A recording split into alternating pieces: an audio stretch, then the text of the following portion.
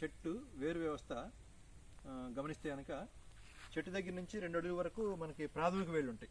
అవి దాదాపుగా మన బొటన వేలు మందంలో ఉండి సపోర్ట్ కోసం, యాంకరింగ్ కోసం మనకు వస్తాయి. దాని తర్వాత ద్వితీయ వేళ్ళు, తృతీయ వేళ్ళు, చతుర్థ వేళ్ళు అనేవి వస్తాయి. దాని నుంచి వేళ్ళు పడతాయి ప్రాథమిక వేళ్ళ దగ్గర నుంచి.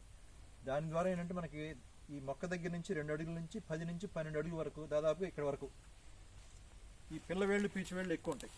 ఈ పిల్లవేళ్ళు, పీచువేళ్ళు ఉండే ప్రధాన ఉద్దేశం ఏంటంటే అవి ఎక్కడైతే ఉంటాయో పిల్లవేళ్ళు, పీచువేళ్ళు దాని ద్వారానే మనం ఇచ్చే నీళ్లు కానీ ఎరువులు కానీ తీసుకుంటాయి.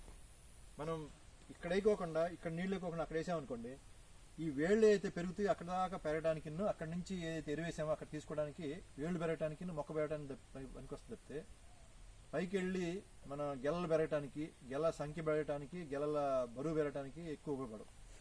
దాన్ని దాదాపుగా డైల్యూషన్ అయిపోతుంది అనమాట ఈ ఎఫర్ట్ మొత్తం. అందుగురించి ఏంటంటే దాన్ని మనం ఇవ్వాల్సింది ఎక్కడంటే నీళ్లు, ఎక్కడైతే వేరు వ్యవస్థ ఉందో దానికి నీళ్లు అందిస్తూ ప్రాథమిక వేళ్ళకి, దాంతోపాటు ఈ పక్కన ఉన్నటువంటి పిల్లవేళ్ళు, పీచు వేళ్ళకి కూడా ఇస్తే ఏంటంటే దానికి నీళ్లు మొక్కకి తొందరగా అందుతాయి.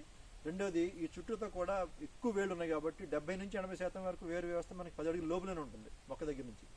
దాని దగ్గర నీళ్ళు ఇచ్చినా, దాని మీద మనం ఎక్కడైతే తేమ ఉందో అక్కడ ఎరువేసినా కానీ మొక్క తొందరగా తీసుకుని ఒక నెల 2 నెలల్లోనే మొక్క అందుబాటులో తెస్తుంది. అప్పుడున్నటువంటి గెలల బరువు పెరుగుతుంది. సో దానికోసం ఏంటంటే మనం 2 నుంచి 10 అడుగుల లోపలనే ఈ యొక్క జట్లు పెట్టుకోవాలి. అటు ఒక జట్టు, ఇటు ఒక జట్టు. అట్లా దాదాపుగా 30 నుంచి 40 లీటర్లు డిశ్చార్జ్ ఉంటే కనుక 2 జట్లు ఉంటే కనుక ఒక గంటకి 80 లీటర్లు పడుతుంది. కాబట్టి మ్యాక్సిమం ఒక 2 నుంచి 2.5 గంటలు చాలు ఈ కాలంలో. అదే వేసవికాలంలో వస్తే కనుక 3 నుంచి 3.5 గంటలు సరిపోతుంది.